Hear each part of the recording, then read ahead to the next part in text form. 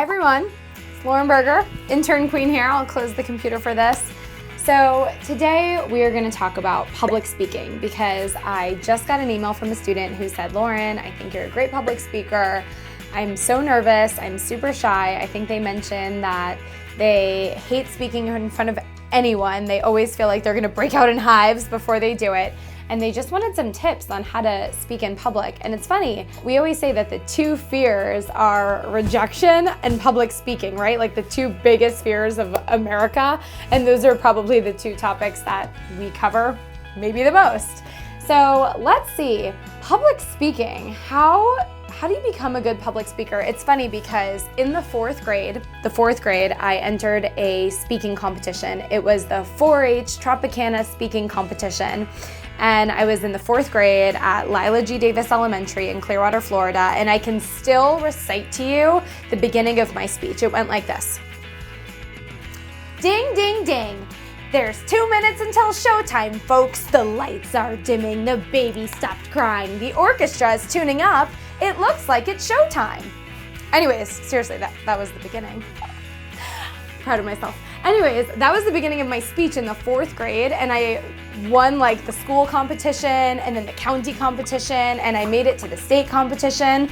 But my point being that I started speaking at a really young age, and I think that really helped. So because I did it in elementary school, it was never really introduced to me as a fear. It was sort of introduced as something that I had to do in school. So I do think that that has probably helped lead to my success as a public speaker today.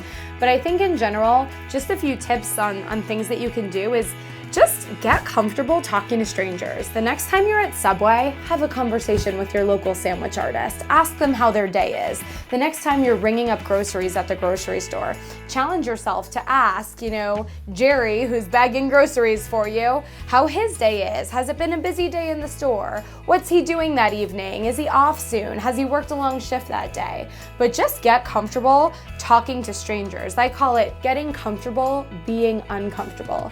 The other thing is, I guess just be authentically you. And I think that's actually one of the hardest pieces of advice to take because what does that even mean? But for example, on Instagram, I follow Sophia, I can't say her last name. We all know the girl, the woman who wrote Girl Boss and who runs Nasty Gal, definitely someone that I admire and look up to. But she is a badass. I don't know if I'm allowed to say that on here, but she's really cool. And to be honest, I'm not as cool as she is. So a lot of the things that she does, I would love to kind of mimic and try to do myself, but that wouldn't be me being authentically me. At Intern Queen, we're just a little cheesier. I mean, I have a big pink phone on my desk.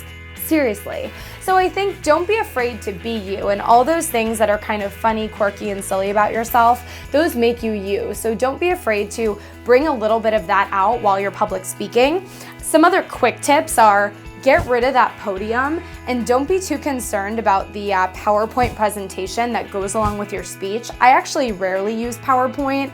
People say, Lauren or Miss Berger, what would you like before your speech tonight? And I'm like, give me a water bottle and a microphone and I'm good to go. I'm gonna move around, walk around. As I'm speaking, I really challenge myself to make eye contact with every single person in the audience.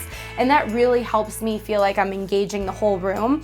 I also try to speak to the back row, right? If the back row is engaged and feels like they're in the conversation with me just as much as the people in the front row do, then I'm doing my job as a public speaker. And then I think always leave time for questions at the end of your presentation, even if it's a school talk, a business proposal, you're doing a big presentation at work, whatever it is, always leave questions at the end. And if you are gonna do a PowerPoint, which is fine, have less than 10 words on each slide. You wanna make sure that people aren't looking at that PowerPoint and reading all the words on your slide. There should be 1, 2, maybe 5 words on a slide, and then you wanna read off of that. You want people looking at you and not looking at anything behind you.